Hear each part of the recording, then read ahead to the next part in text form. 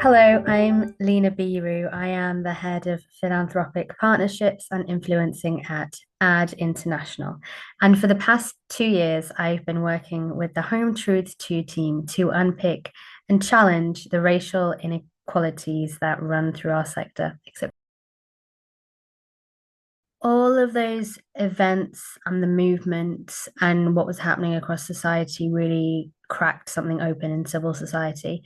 I'd say civil society, just society as a whole. And at that time, it felt like those moments came together to force racism, which had too often been silenced or dismissed, into the center of conversations.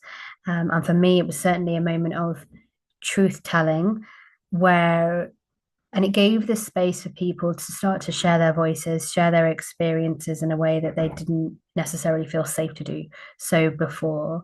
But still, some people didn't feel safe to do so. And it definitely, in that time, through those moments, when those conversations started, it made clear who was ready to talk about power, talk about identity, to sit in uncomfortability. And also, it really showed who wasn't prepared to do that and who was more prepared to look away. Um, and it was an invitation, I think, to charities and nonprofit organizations to really commit past the black squares that they put up in the summer of 2020, and to follow through on the commitment of what they had put out publicly and to their organizations about how they wanted to change, how they recognized change needed to come in leadership and in the work, in the words we use, and also in terms of accountability. But there was definitely at that time, I think, an urgency which came with all of that because the killing of George Floyd was really a moment that it felt like the world couldn't look away from. And I think we've definitely moved on since that, unfortunately. Um, but it was definitely a moment of urgency, and of people really recognizing the harms that are being committed across the world. But it also, I think, gave space for people to come together to think about if that's how we are, how do we want to be? So I think that started to shift some conversations and some feelings. Doing anti-racism work right now in charities in civil society feels both very heavy and very necessary. I think it's felt heavy for a very long time. Um, there's a lot of resistance. There's a lot of fatigue. There's beyond that. There's exhaustion, and it feels like, and in reality, there are spaces and progress that's been made, which those things are being rolled back on now, and we see that outside of the UK, and that definitely impacts the UK. And it feels like a very hostile environment right now. It feels the word is not hard; it's beyond hard, given that um, so much is going on across our political sphere in the UK. The rhetoric that is happening, the conversations around immigration, on asylum seekers, on poverty, on international development, on the UK's money and where we spend it, and how we take care of people or how we don't, and who we take care of and who we don't, and how we actually think about intersectionality. So I think the conversation right now is it's a lot more nuanced, but within that nuance, you can get lost in some of the more, which is a bit strange to say, simplistic arguments of if they have something, I don't have it. Therefore, this creates divisions between us. And I think at the moment, because of these political narratives that are going on, it feeds and has emboldened those who hold views which are quite frankly racist to feel confident in saying that.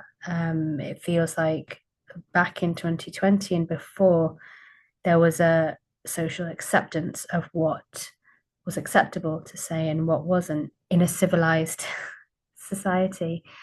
And now it feels like that's gone out the window. And you have a lot of emboldened people who perhaps don't have the full understanding of difference and what it means for people to be different and what it means for people to sit down and have dialogue with people who you may not necessarily agree with, that doesn't really get a look in. And people are just getting behind some of these simple ideas of the haves and the have nots. If someone else comes to this country, then it means I will have less. That's not how it works. That's not how power works. And really, when you talk about racism, you have to talk about power. And I think that lack of understanding is really showing itself at the moment. So all of that really, that's a very long answer. All of that really does make it hard right now. But I will say that there are definitely some sparks of transformation, particularly in individuals, in activists, in allies, in people who have done the work, like the people at the Home Truths cohort, like the work that I've done with CEOs and trustees, like supporting people of colour and racialised communities across the charity sector, but also across the UK. There are people who have really wanted to and been open to going deeper on this, to really thinking about what does it look like to shift our practice, what does it look like to hold ourselves accountable, what does it look like to come together and in the messiness and centered truth over how comfortable we might be. All of these things are very hard, challenging, and can be charged topics to talk about. But it's only through dialogue, I think, that we can actually get anywhere. And in those spaces with the people who are allies, with the people who have engaged in home truths, with racialized communities who have been demanding change and continue to want to demand change. That's where there is energy. That's where there is real appetite and innovation and energy to change things, no matter how messy or contested or defensive the environment might feel. They are still pushing for things, and so even though this work is heavy, there are spaces that it is still continuing, and there is still commitment that is still driving it forward. I can't separate myself from the work that I do on racial justice because it is so personal. It is who I am. It is in my DNA, and the reason that I do it is because of my parents who came to this country. So it's so ingrained in me that I can't, it's not, I don't have the pleasure or privilege to leave it at the door. And I wouldn't.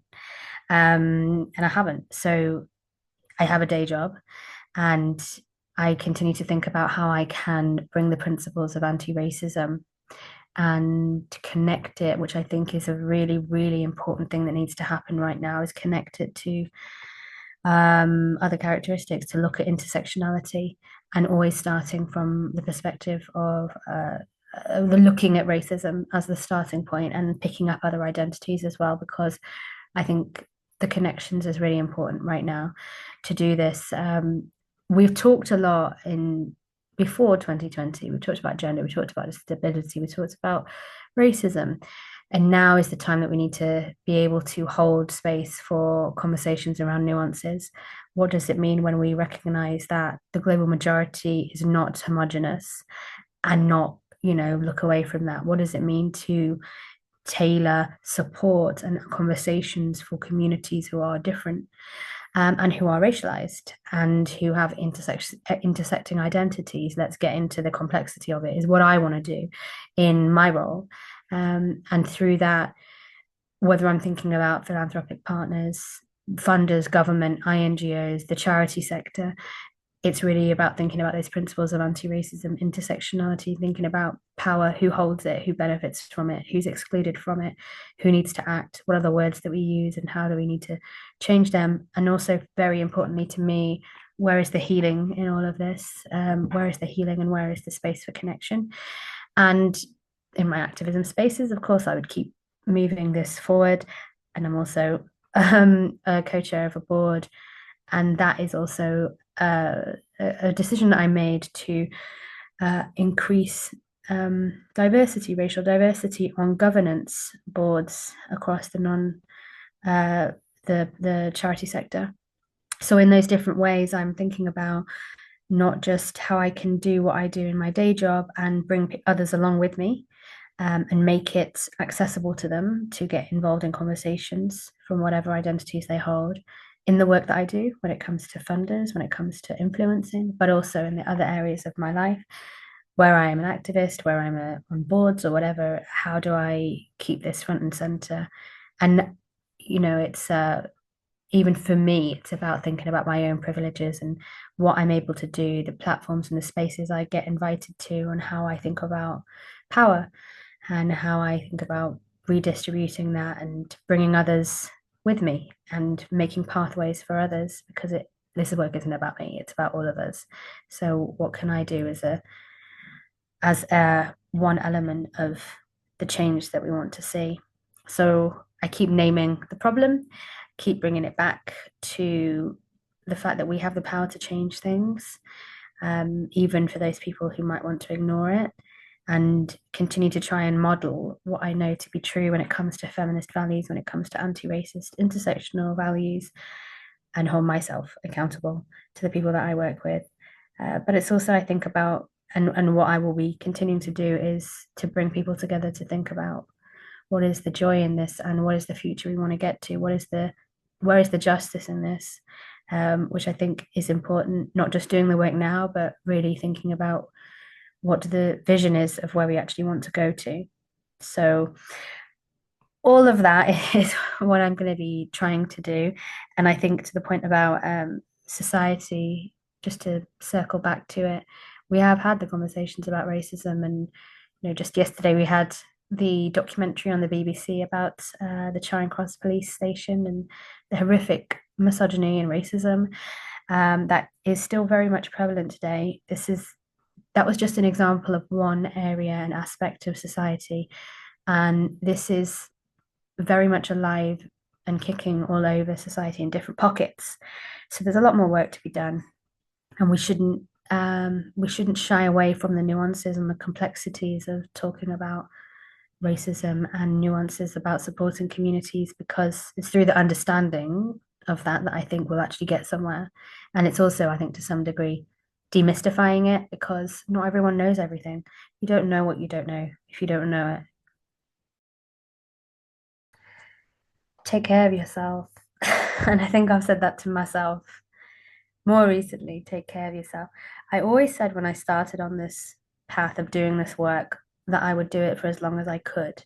Because when I started, I talked to people who were across the charity sector who had been and had so much more experience than I had at the time. And they told me we have been working and pushing for racial equality, for, getting rid of, addressing, dismantling racism for years, for generations.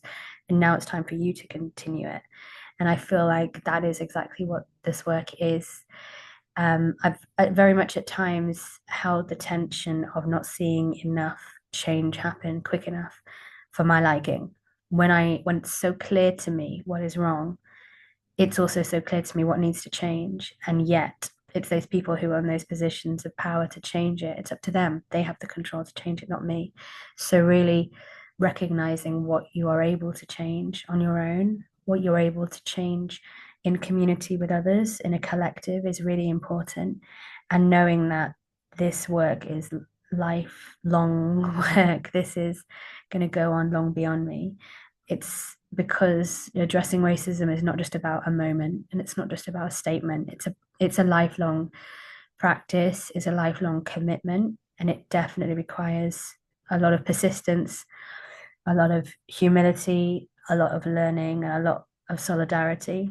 And I keep learning.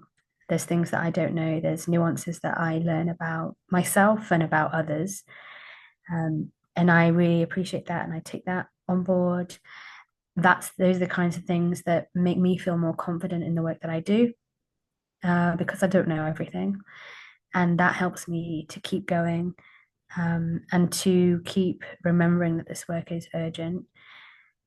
And even though at times, especially right now, and maybe in the near future, with the changes politically in the UK, um, it might feel like there are no differences being made by the work that you do, whether as an individual, if you do a course, if you run a session somewhere, if you do a talk, or if you just hold space for people.